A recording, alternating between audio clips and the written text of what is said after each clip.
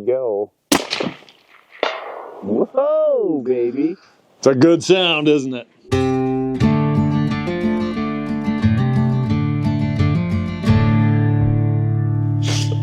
Hey, I've got something here that's going to excite a lot of you and tick some of you off. It's another new cartridge, but this one really is different. And here to help me discuss it, cover it, talk all about it, and bore you to tears is Joseph Von Benedict of the Backcountry Hunting Podcast. Well, thank you for recognizing my superlative boring skills. Yeah, I really appreciate the that. two of us together should put them all asleep. No doubt. I'll tell you what's not boring, though, is this cartridge. Yeah, that's what I'm thinking. It looks, for all the world, like a very slightly modified 280 Remington, something you mentioned earlier, but in reality, it's far different. It draws on technology developed for the military, high-pressure technology, and achieves more performance than any standard factory-loaded 7mm Magnum on the market. Stay tuned for details, guys. This is really hot stuff. There is so much pressure in this case that I have to continually squeeze it just to keep it from erupting in my hands.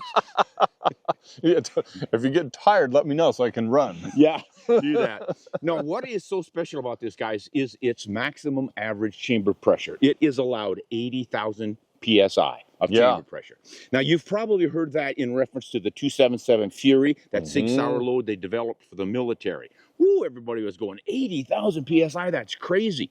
In the past, the highest maximum average pressure, was 65,000, and that was for the 270 Winchester, the 300 Win Mag, the 22-250, a whole bunch of cartridges. 7mm Weatherby. Yeah, all the Weatherbys, pretty much all of them. Nobody really ever went past 65,000, except for Lazzaroni with proprietaries. He went up to 70,000, but 80,000, they had to do something special, and that is what makes this cartridge different. Even though it's pretty much the 280 Remington, and holds the same amount of powder pretty closely, it does a heck of a lot more because of that pressure, and we're going to talk all about it. The limiting factor was always the brass cartridge case. You just couldn't push it much past that 65,000 PSI without it starting to fail. You get distortion, you get loose primer pockets, and so forth. So what Federal has done is created a steel alloy case. They've named it Peak Alloy, and it's not your average cheap steel surplus type case, right? These actually are reloadable, although they take additional steps. I've got one sectioned right here. We'll try and get a close-up on that to show you, but it really looks pretty much like a standard brass case, but it's much, much stronger, both in the primer pocket, the web of the case, the walls of the case, and it handily holds 80,000 PSI. So the next question people are going to ask is, what about the rifle action? Is it strong enough? Absolutely. What do you hear about that, Ron? You know, this was a question I was going to ask you, and I'm going to ask the industry at large how they're doing this, because a lot of people are going to say, well, you're going to have a massively strong, thick action, and yet it seems like they're chambering them in standard actions. Yes. So I think, and what I know about testing for maximum average pressure in ordinary rifles is that the manufacturers generally push their tests well above the 65,000 PSI, whatever it's rated for. Proof loads. Proof loads will go as high as 100,000, sometimes even 125,000 PSI, and it doesn't blow up the receivers or the barrel. And it's essentially the barrel that's taking all that pressure. Every factory-loaded bolt-action rifle that's shipped should have been fired with proof loads. What does that tell you? You know, if they can handle 100 to 120,000 PSI, it's going to handle 80,000 just fine. The engineers that I've interviewed at Federal have told me that they have thoroughly wrung out a lot of different action types by different manufacturers, and they're all just fine. Just fine. No signs of any issues with good modern bolt action designs. Now, I wouldn't try and chamber that in a Remington slide action. Yeah, right. Or, you know, a small ring Mauser from the 1890s. Yeah. But in modern actions, it's just fine. Yeah, well, that's good news. That's good news. Now, I'm sure a lot of folks are going to be a little bit nervous about this. Don't run right out and get your old rifle rechambered, like your 280 rechambered for fitting this and shooting it. Well, I don't know, maybe you'll want to, but I would say wait a little bit here, be a little bit cautious. There are plenty of new rifles already being chambered. There's like good 10 different companies. Yeah, and some pretty notable names. Weatherby is already using it. Christensen Arms is another that a lot of people will know. I haven't heard on Fierce, but I wouldn't doubt it. I know Seekins Precision is. Okay. Horizon Firearms, who brought the 22 Creedmoor to life, kind of a mover and shaker in the industry these days. Yeah. A lot of really good companies are already on board. And I would not doubt that some of the more standard traditional makers like Savage and so forth would probably maybe yeah. So just stay tuned, because actually I think this is probably the foretelling the future of cartridge development. You know, we all got kind of used to what was available from the 20th century, and we started tweaking it this way and that, and it was really anything crazy new. Different shapes a little bit. Yeah, faster twists and higher BC bullets, but we pretty well have wrung everything we can wring out of a traditional brass cartridge case, right? So the big deal is this steel case. Yeah. Which would allow that kind of a pressure. So what sort of advances in performance are we talking here, Ron? Well, the crazy thing is, and you've got it set up right here, what they're aiming for is traditional 280 Ackley improved performance, a little slower than a 7 Mag, a little faster than the 280 Remington, but in a 20-inch barrel. That's where that extra pressure gains for you. You can have a handier, shorter rifle and get the same performance as if you were using a 24-inch barrel on, say, a 280 Ackley improved cartridge. Or even a 7 Rem Mag or 7 PRC. Yeah. Yeah, so Federal's loading 5 different bullets to begin with. They've got, starting at the lowest in weight, 155 grain terminal ascent. That's a really good versatile hunting bullet. And then 24-inch barrels, that's rated to exit the muzzle at 3,300 feet per second. In a 20-incher, it's rated to exit at 3,000 feet per second. This particular rifle has a 20-inch barrel, and the chronographing I've done, of course, it's warmer when I did, but I averaged 3,030 feet per second. So you got a little more than they predicted. So with factory ammo, in the 7 Rem Mag, the 7 PRC, even the 28 Nosler, this cartridge with a 24-inch barrel will edge out other Federal factory ammo loaded with that same bullet. Yeah. When you chop it to a 20-inch barrel, it kind of equalizes out, but it's still running in factory ammo with the 155. It's running faster than the 280 Ackley, the 7 Rem Mag, and the 7 PRC, and it's neck and neck with the 28 Nosler, all with 24-inch barrels. Yeah. So there you go, guys. Whether you want to go traditional barrel length or short, this thing is versatility that you can use. But now here's the big question everybody's going to be asking. 80,000 PSI, what are you going to get, about 100 shots out of that barrel before you've burned it out? That was one of the first things I asked the Federal engineers, and they actually kind of chuckled and said, we wondered that too, right? These guys are doing new science and new stuff and having a ball doing it, and I think they've done a very good job. But they pointed out the barrel erosion is really related more to the amount of powder in the case than it is to pressure. It's an erosion effect rather than a bulging effect, right? Yeah. And so they said in their testing so far, the 7mm Backcountry cartridge has barrel life more like a 280 Ackley improved than any of the higher magnums. So it's got better barrel life. Better barrel life in a standard cartridge, if we can call this a standard cartridge.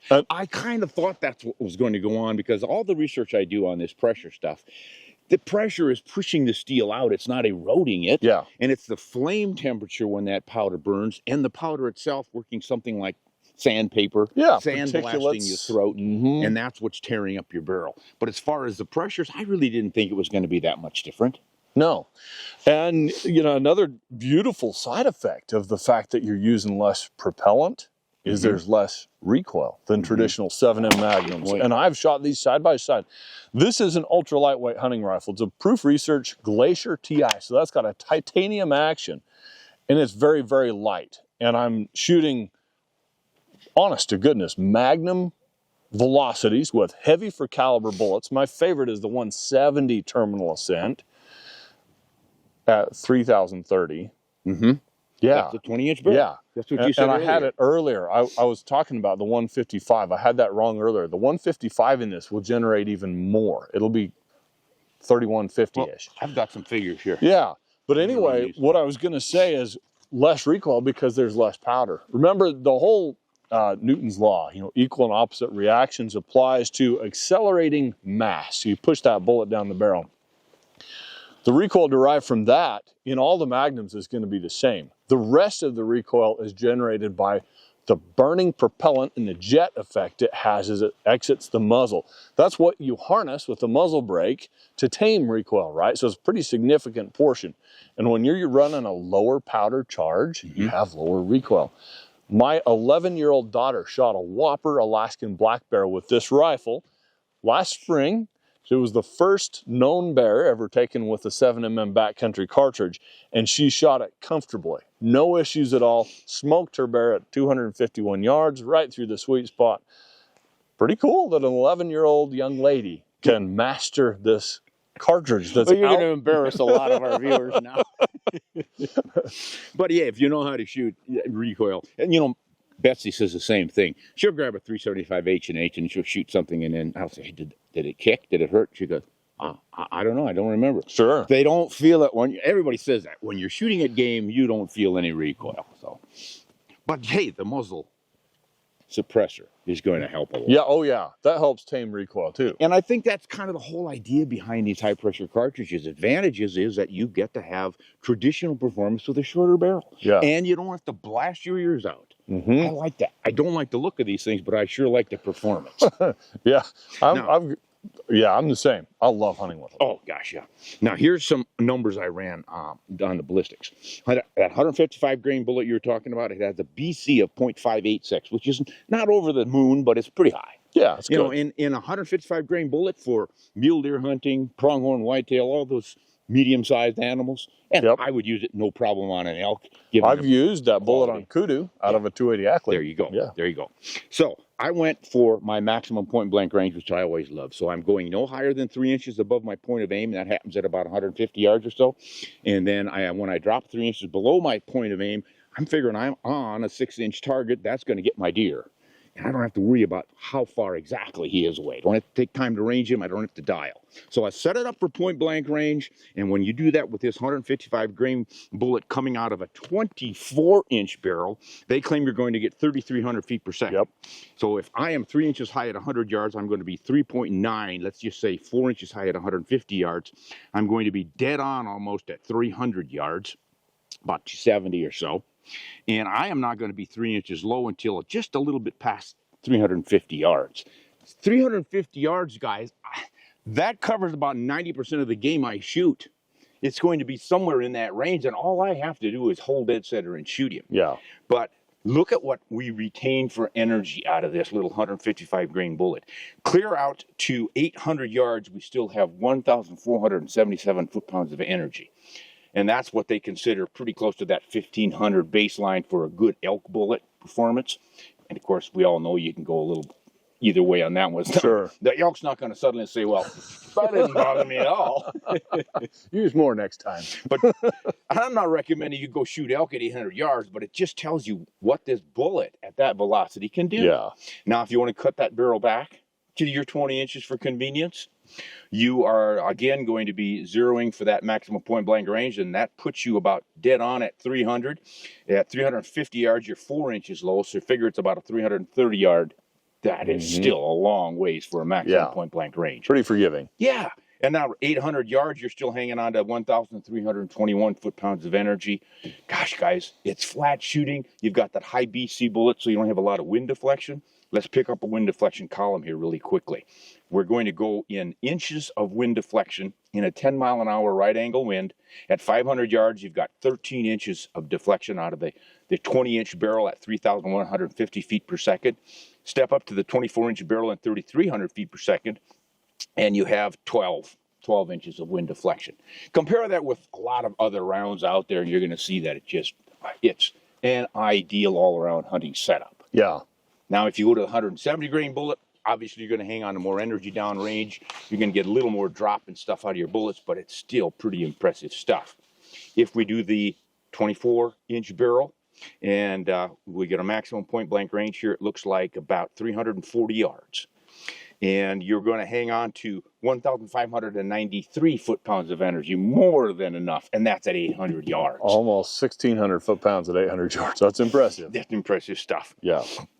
So the shorter barrel, what are you going to sacrifice? You're still keeping 1,420 foot-pounds of energy out at 800 yards with that thing.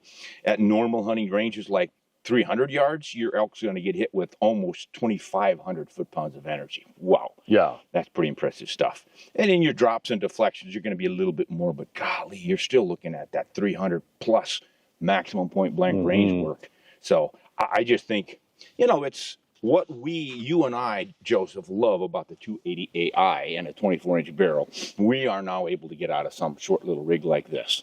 And more.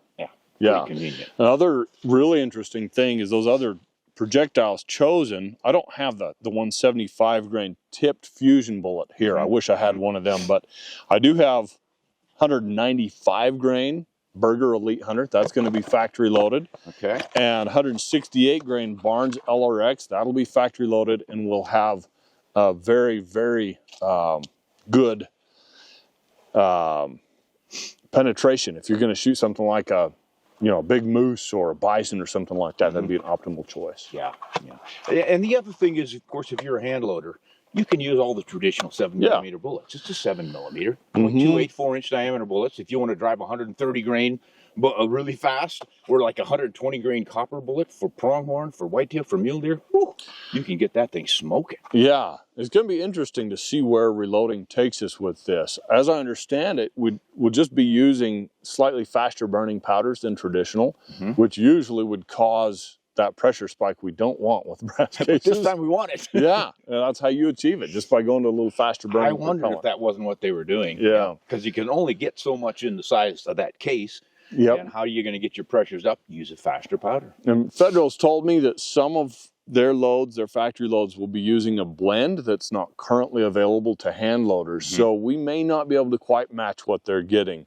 They said they may sell that blend in the future. Wow. Meanwhile, we'll be able to use the run-of-the-mill, medium burn rate powders to get pretty close. Joseph, do you have enough ammo here to take a couple shots? Sure do. Yeah. Now, this is with the 170 grain terminal ascent, which is the one that generates 3,030 feet per second out of this 20-inch barrel. I misspoke earlier when I said it was the 155. But it should be zeroed. I haven't shot it since my daughter shot that barrel, dropped that bear with it. She shot several shots with it beforehand, loved it. We went and killed the bear, and it's been in, it's been dormant since then. So we'll see if you can hit anything with it. All right, but before we do that, we need to charge this Garmin because it apparently has died. Oh, that's not good. But hey, no problem, because the people watching this will never know how many hours we spent recharging this thing before we come back to shoot. Next thing they're going to know is we're sitting here shooting. All right, Joseph, I am pretty much ready to go on this one. Got my diopter set. Cool. Now, where do you have this thing zeroed? So it should be, it's zeroed at 200 yards. You should hit about 1.25 inches, inch and a half high at 100. Okay. Right on at 200, and then you can just dial. I've written yards on in metallic silver Sharpie marker on top. So if you want to stretch it out, you can. I want to take a 100-yard group. Okay. What bullet? 170? That's a 170 grain terminal ascent. Okay. In some prototype ammunition. Yeah. All right. Okay, we'll go for the center of the. Yep. Just like you said, a little bit up. Yep. 3,033 feet per second. 3,033. And they're advertising on the box that this is supposed to go 3,000. So yeah. It's actually a little bit faster. Rifle. Pretty cool. Yeah. Mild recoil with that suppressor on there too, isn't it? Oh, yeah. Could hunt with this all day. 3,035 on the chronograph. And it looks like they're about a ½ inch apart at most. Nice. Yeah, this rifle in my test has averaged 0.85 for 3-shot groups at 100 yards. Yep. With this factory ammo. That's excellent hunting accuracy.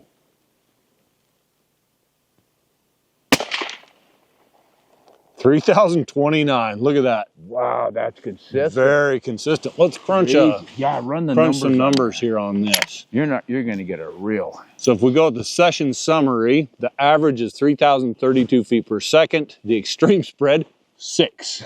And the standard deviation, 2.5. Now that's just on 3 rounds, but that's still pretty impressive. But yeah, how's your group with all 3? It's looking. I'll crank this baby up because I was shooting it pretty low. The one shot is out two look like they're touching. Okay.